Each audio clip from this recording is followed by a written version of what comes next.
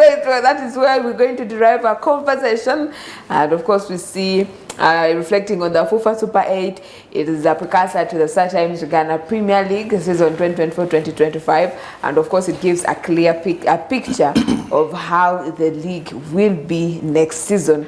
Now, of course, the teams are preparing, signing their players, bringing in new technical teams, and of course marketing strategies and setting their goals, and of course trying to bring in new sponsors on board. Now that is why we're going to have a conversation this morning and look at the financial muscle, the financial gain of these particular clubs in the StarTimes Uganda Premier League, but also any club that is watching us this particular morning could pick a thing or two in the conversation that we are here to have. How can you make sure that you package your club very well, because now that is a product you're selling? How can you package it very well to have sponsors, to make money, so that you're not saying, football can drain money, but you're also getting money out of football? So this morning we do have Mr. Jenkins Matovu, who is the Chief Commercial Officer of Uganda Premier League, and of course he's an expert in that area. He's going to help us understand more about how we can commercialize these clubs, how you can make money,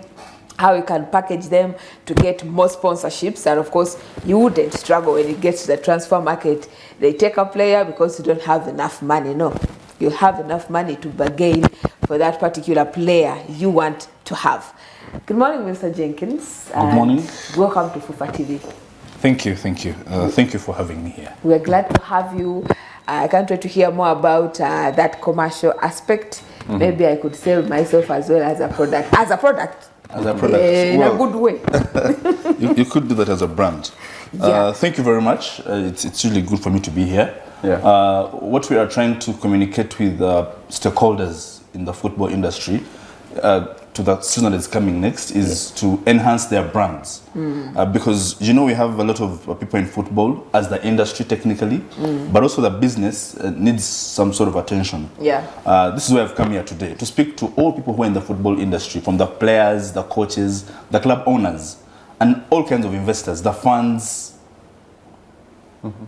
We need them to get to understand very well what branding is, what the commercial aspect means, and that means that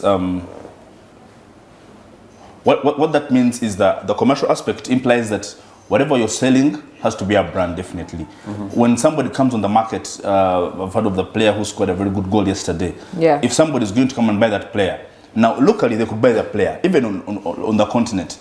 But with the brands we've been speaking to mostly, the engagements and the questions they're asking us as commercial, we want to use those players as influencers. How influential are they online? Can we actually use them? And you go and check for the players online, and they don't have the presence there. The influence is not there. And even the clubs themselves. So what we are trying to speak to the clubs and the fans and the investors is to enhance their brands on the market, in the football, but also take their clubs out of the pitch, take the clubs to the corporate sponsors, because those guys have the budgets. Yeah. I mean, we're speaking of a league that has over 240 games. That is close to 21,000 hours annually of maximum attention. But for you to get that as a brand, the sponsor has to know. The sponsor can't know if you don't tell them. And how do you tell them? By selling the brand.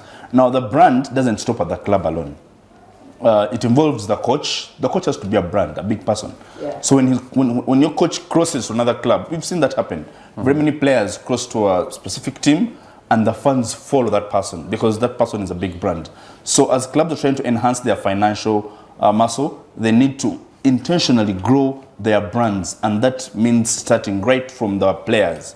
If you're coaching these players every morning to be fit, you know, to be able to score those very interesting goals, be good defenders, are you training your marketing team?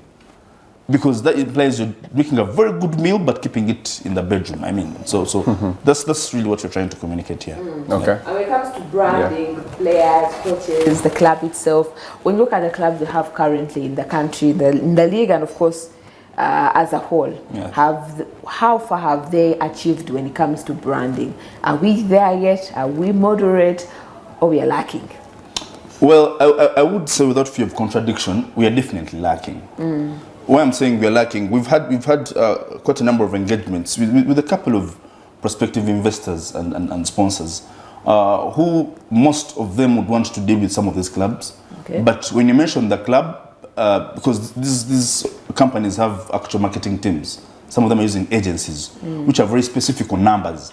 So if you mention a club, if you tell them we have 16 clubs in our league and all that, they pull out a screen for you and they type in the club's name. Pah! They begin checking. Now you might be good with the audience and all that, but now a person who's going to give you like almost 800 million has grown past just following, because some of these brands are bigger than the clubs themselves. So of course, as the clubs, there's a lot to do in as regards to branding, and not only even just online branding, even on ground, the fan engagement, the experience, all that is part of what the clubs have not really done to the brim. The clubs have done well. I've been seeing the transfer window, they're buying the best players, people are leaving this club, doing the other club, which is very good on the pitch. I've not heard of the change in the marketing teams, which is very good, because I mean, at the end of the day, the players have to be paid, and they have to be paid from the money the club has gotten through sponsorships and partnerships. Another thing we're trying to communicate with our football stakeholders in the league is we've really been pushing a lot with the sponsorship idea, but we want clubs and all people to begin looking at this as a partnership. The idea of speaking of sponsorship sounds sort of like you're asking this organization to simply give you money, like give away money. They must begin to understand that this is actually a partnership. We are working with you. We are giving you something, and you're also giving us something. You're not helping by maybe giving us 200 million. Yeah, it's not charity really. And when you understand the idea of partnership, that way as a club, you begin to ask yourself, what am I giving this organization? Apart from my brand, do I have players? My players online? Are my players exemplary in the public? Because being influential means, having influence. Right off the pitch, you want to be a very good player, and your brand is not there. There's a lot of work to do, but still, you're not at zero. We're on set, I think. Okay, and of course, when you talk about where we are at, you said we're not at zero, we're on set. That's one thing that I'm really quite interested in looking at. Why do you think, maybe say we're not where we're supposed to be at the moment? What are those challenges that most of the clubs are actually having in terms of maybe say getting out of where they are to where we're supposed to be in terms of commercialization? Now, the very first aspect of a team, in any case, I speak as a salesperson and a marketing guy. Yeah. The very first thing, as any technical person in football will tell you, that you can't have a team without a coach. So the very first question, do you have a marketing guy? If you put the same attention to the marketing team as you put to the coach, if you're selecting your coach, because your coach is going to build a very good team and they play very well, now you also must be very sensitive with who you're handling your brand assets. I'll call them your brand assets. Who is selling them for you? Who is marketing them for you? Who is communicating on your behalf, right? But the first question is, do you even have that person? Or have you simply gotten somebody, maybe your cousin or your sister's brother, and told them, you know what, since you're not busy, you log into those platforms and do some work. On pitch, for example, there are very many clubs where people come, they watch the game, and they leave. You don't know if there are any maybe complaints. There's no experience that these fans get on ground at all. Because of course that's on the role of the coach. Usually after a game, I know that players usually do those pressers where they are asked what happened, and the coach says, we did better, what. Can we have the same for the marketing team? For the brand? Can somebody say, okay, our fans who came yesterday, thank you very much for coming. Well, we sort of lacked there at the entrance, but we're going to enhance that with, something else.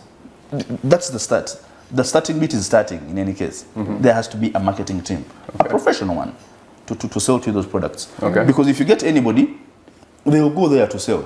When they go to sell, they might meet a Jenkins there who will ask them, what are you selling? And they won't be knowing what they're even selling. So the team has to be there. That's the very first thing. If the team is there, we are organizing, of course, different workshops for the brands, for the clubs, and even the players themselves, to have discussions. But first of all, the clubs must have the marketing guys. They must be there. Now, they must have the marketing guys. They must have the comms guys. They must have the sales guys. You can't put that on one person. You can't get one person. They are posting on your platforms. They should do experiential for your fans, and they should also go and get for your sponsorships. That will not happen. They'll do one of the three. Yeah. There has to be a team that wakes up every morning. The way a player wakes up in the morning and they go out and train to be better. The question becomes, who wakes up in the morning to think about the commercial aspect of your brand? Even as an individual, who wakes up and thinks about your commercial aspect? In news organizations, it could be, the sales team or the sales head or the HR. The HR thinks of how better to, grow those brands. Yeah. But a club that has over a minimum of 10 players, those already 10 assets on sale, purely for the club. Purely for the club.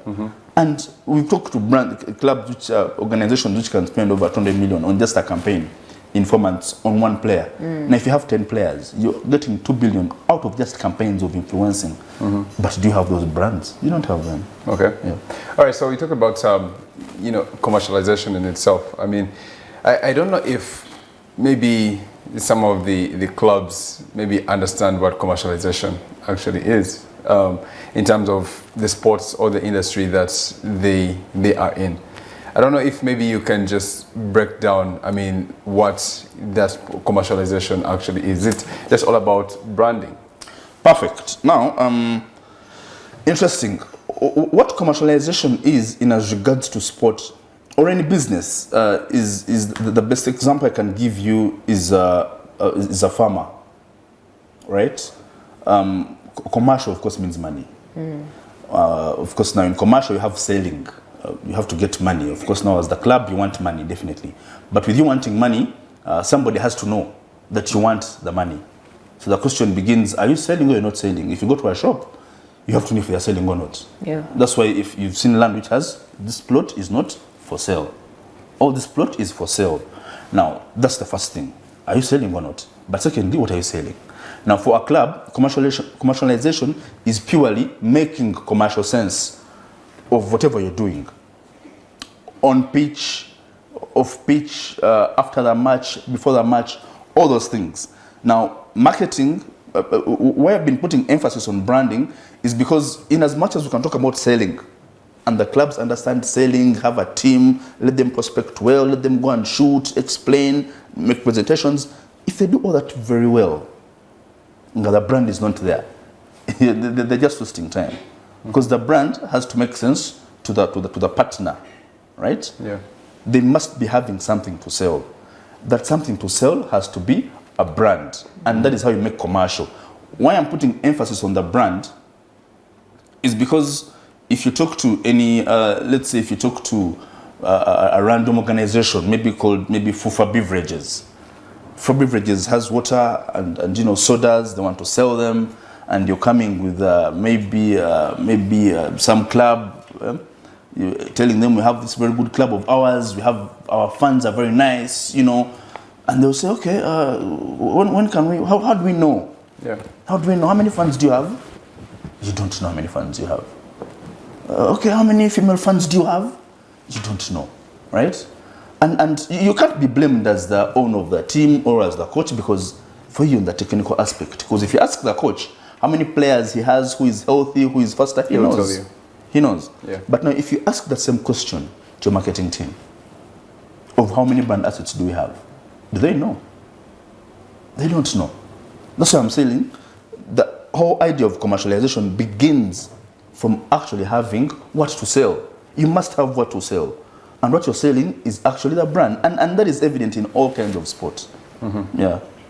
Okay. When you talk about clubs selling their product, also when you're going to market something, it is a product. Yeah. In sports itself, can you help us highlight exactly what the product is? Because we might confuse, clubs might confuse it there. What exactly are they selling? Oh, they might confuse it and sell their Bisawe instead. Okay. Now, as the Uganda Premier League, we have 16 clubs, definitely. I want you to look at the Uganda Premier League as a big chunk of land owned by 16 people, right? Each person has maybe like their acre, who all have a chairman of the chalo, right? So that big chunk of land is on sale. When an investor is coming to buy this big chunk of land, there are two options. You can say, me, I'm selling mine at 200 million, my 1 acre at 200 million. And you might get a very good buyer. But first what we are saying is, this big chunk can get us 6 billion if we all sell as one. The challenge is, a certain plot of land there might be a bit swampy. Another plot of land has tiles. So we are saying as clubs, organize. You make sure that everybody's bit. And why I'm using land is just to reason it. Yeah. But what these actually are, they are assets. They're called brand assets. The brand assets begin from just the usual man of the match aspect, from the whole branding of the jerseys, official partners, because I mean, a club can have an official partner who is a banker. Now that's where they are banking. But I mean, we all know that one club doesn't bank much more money than all the 16 clubs, right? But a club has all kinds of services that you use from daily. You can have official, from even just official bakery, official bakery, official telecommunications partner, insurance partner, education partner, you know, a lot of things. All those items. A retail partner for your jerseys, branding during your trainings, and I mean, it's only here where you haven't seen branding during the training sessions, but that is an independent aspect of itself that somebody can actually sell very well, and people can take time there, and the brand knows every day something FC is training here, you know. So what the brands can sell is in as much as anywhere that a brand can fit, right? You can actually even come up with your own assets. For example, I'll give you an example. You've seen those pressers before a game. Yeah. You can have those pressers before a game. Oh, before we even get to that, and explain about the pressers, we have to take this break, but of course we continue when we return. We are going to continue taking a look at this financial muscle of the clubs and how they can make money off their product ahead of the new season, and of course for the future times to come. We'll take a break, but we'll be back shortly.